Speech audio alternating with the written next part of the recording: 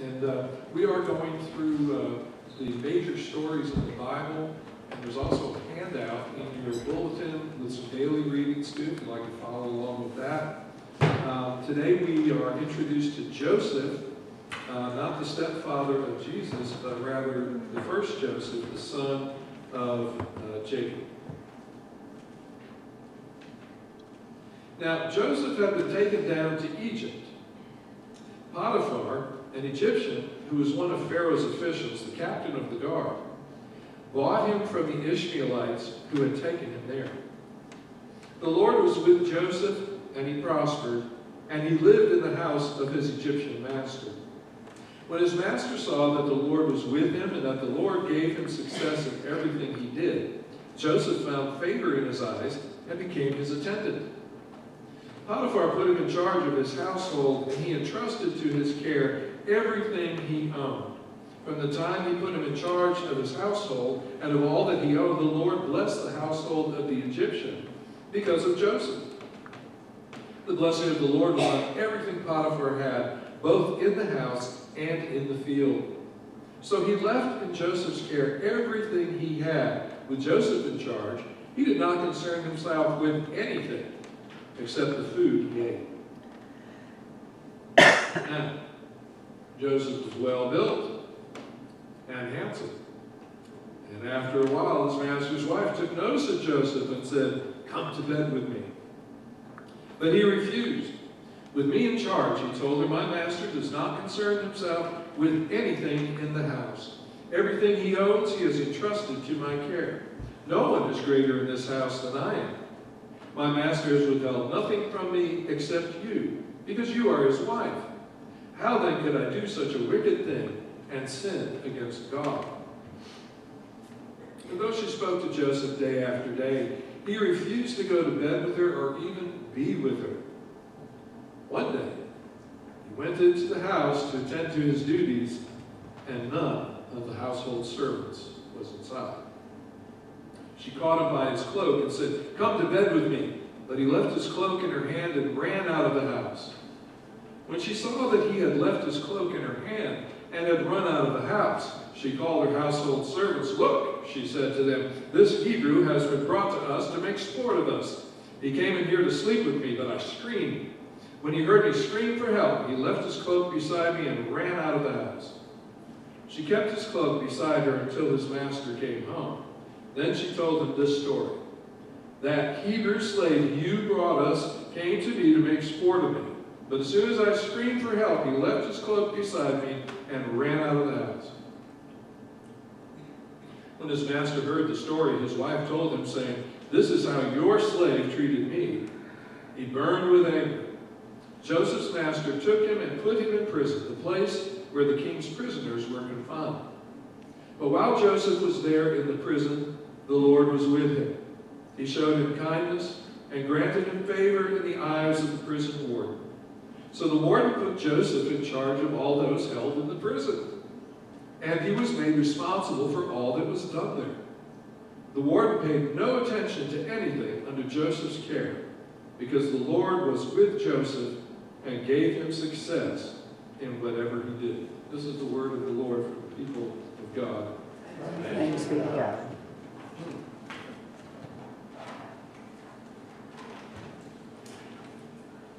Kind of makes you wonder what success must really mean.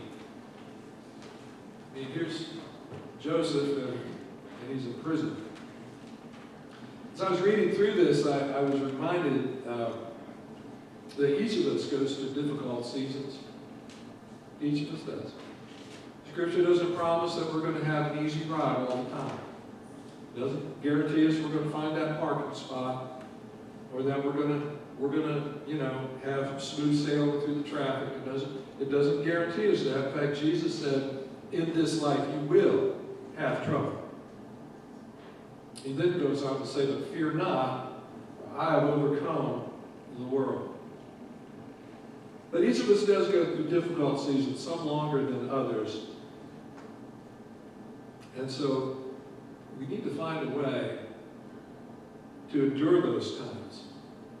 How should we be? And what would have been been the junior year of my daughter's high school career. Later in the fall, school had been in session maybe a couple of months.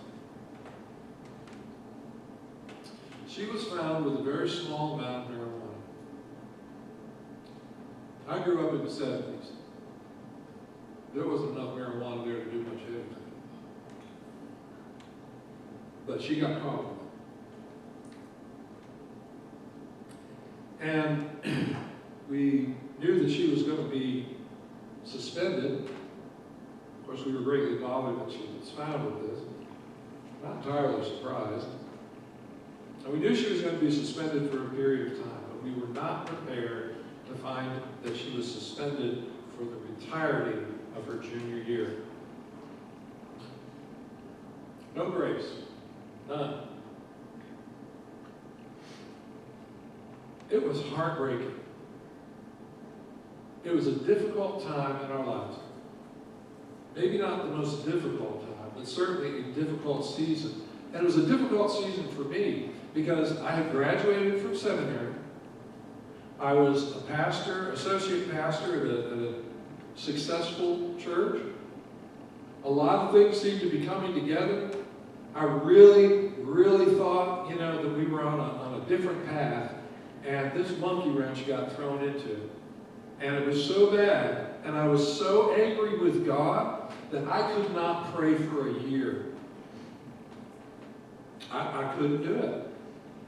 I could preach in church, I could lead the prayers in church, I could meet with individuals and pray with them. But I couldn't do it for myself and my family. I just couldn't do it. I was that angry. She took courses online.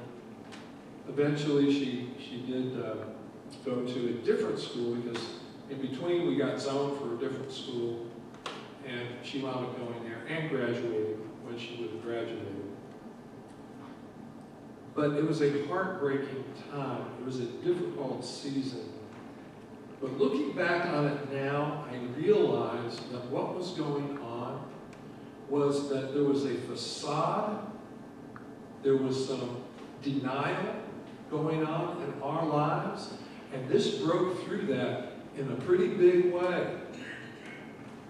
And it was really the beginning of us taking seriously some of our daughter's needs.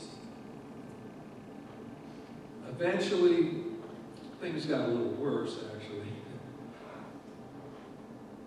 But that was some time ago, and today she is doing better. But it was so difficult to go through that time. And I know that when we are going through difficult times, we can sometimes wonder, where is God in all this?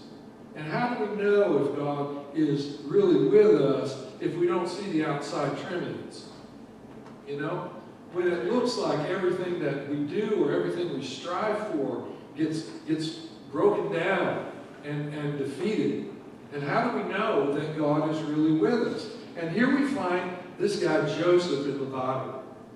Again, on what planet can it be thought of as successful if somebody winds up in prison on false charges? Or for that matter, in prison on actual charges. Here he is, and yet we are told that God was with Joseph and God caused him to be successful and prosper in all that he did. Why is this? Well, because in all of the circumstances that he goes through, he keeps his integrity. Now, he's not perfect. He's not perfect. When we first encounter Joseph, it's in chapter 37 of Genesis. And when we find him there, he's described as a 17-year-old, and he's actually a bit of a twerp. Now, I'm not saying all 17-year-olds are twerps. Some of you may remember 17. Some of you may not remember 17. But you heard you had a good time. When we first encounter Joseph, he's a 17-year-old twerp, and he has these dreams. He's in a very wealthy, good, well-to-do family, right? He has 11 other brothers, and there's some sisters in there. Big family, successful family. 17 years old, he has some dreams. And he tells his first dream to his brothers. He says, I had this dream that we had planted some grain, and it grew up, and it came time to put our sheaves together. My sheaf grew up way up tall, and y'all's sheaves bent over and bowed to it. How many of y'all have had little brothers? Don't you just love them? Especially when they're your dad's favorite. And Joseph was a favorite. Big time. His father gave him this ornate robe. There used to be a musical, still is a musical, called Joseph and the Amazing Technicolor Dreamcoat. And it was this wonderful robe and cloak that he wore as a rich father's favorite son. And he has another dream, and this time, even his dad has to get on his case for this one, because in this one he says, I had this dream, and the sun and the moon and the stars all bowed down to me. He's a twerp. He's a twerp. And he says, you mean to think your mom and I are going to bow down to you? Well, his brothers hate him at this point. Absolutely hate him at this point. And so when he goes out to see who how they're doing, because his father sends him out to do it. When he goes to see how they're doing, they capture him and throw him into a cistern.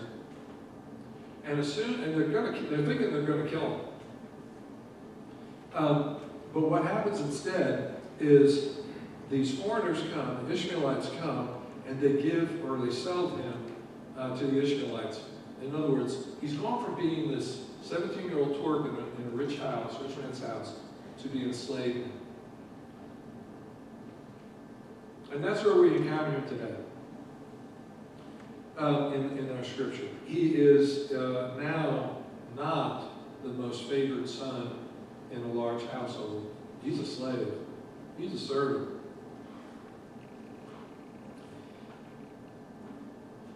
He still manages, though, to keep his integrity. Something about his integrity throughout all this. Now, we're told that with Joseph in charge, the master of the household didn't concern himself with anything except eating.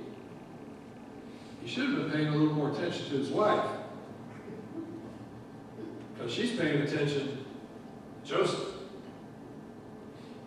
And he's apparently swole. He's apparently fine looking.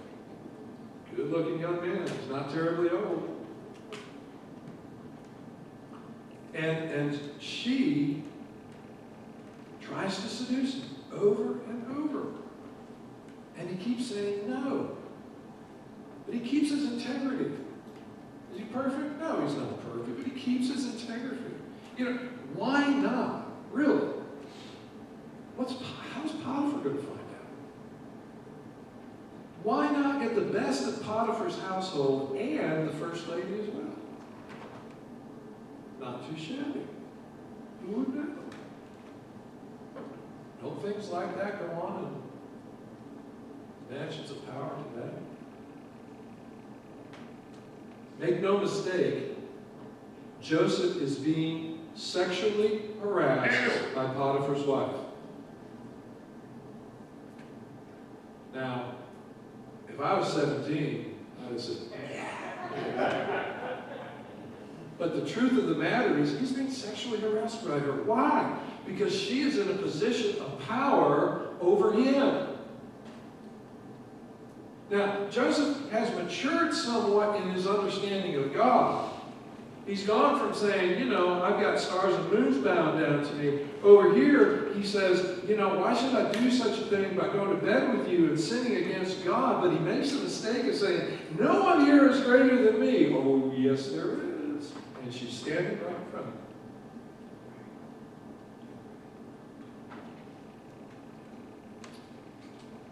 This time she grabs hold of his cloak, he runs away. Whereas he once had the rich and ornate robe of his father's house, he has this cloak, a slave's cloak, and his master's wife takes that and uses that to make false accusations against him. And now he goes to prison. The Lord only knows what he was wearing in prison.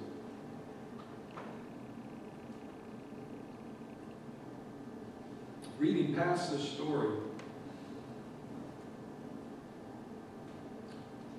he meets two people in prison, a baker and a cupbearer to Pharaoh. Pharaoh got mad at him, threw him in prison. They have dreams. Joseph interprets the dreams for them. He says, remember me to Pharaoh. Well, his interpretation comes true, but it's 2 years before the cupbearer finally says something. So he's been in jail now for 2 years. The Lord's with him the whole time. He's essentially the warden of the place.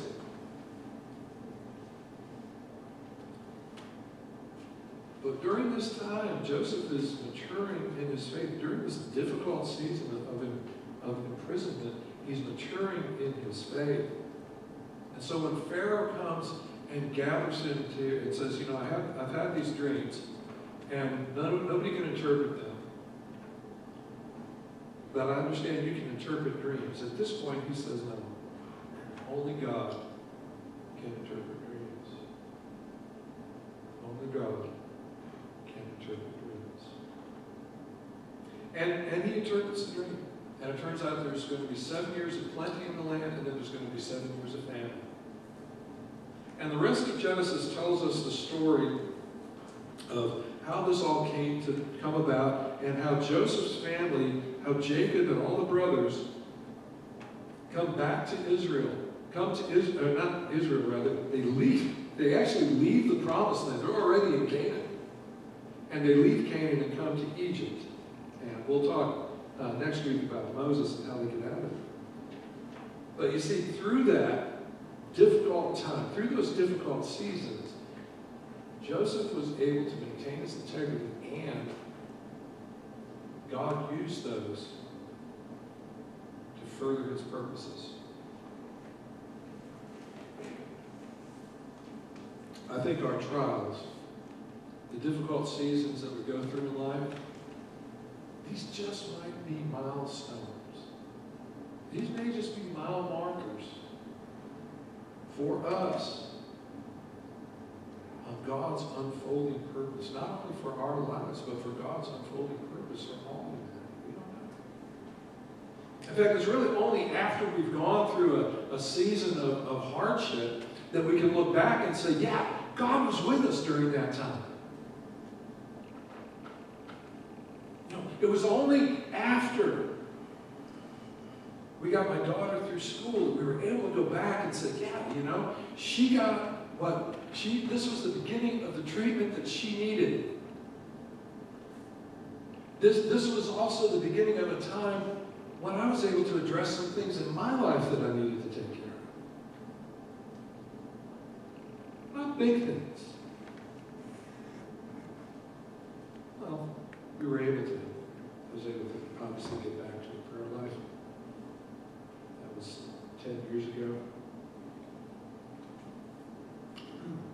We may not see it at the time. We may not even see it in our lifetime, what God is intending to do with our lives. Joseph is able to save Israel from famine. But they're going to leave Canaan, the promised land, what will become the promised land. They got to go to Egypt to become slaves first. Another person, not Joseph, will lead the Israelites into the promised land. By the way, they take Joseph's bones with them. He's been dead. This is after 400 years. And even after that, another one will come and teach and heal and feed and even give his life to redeem all of humanity. There's kind of a bonus here. It's worthwhile sometime when you get a chance, go back, take a look at the scripture. There's a couple different names for God that get used to.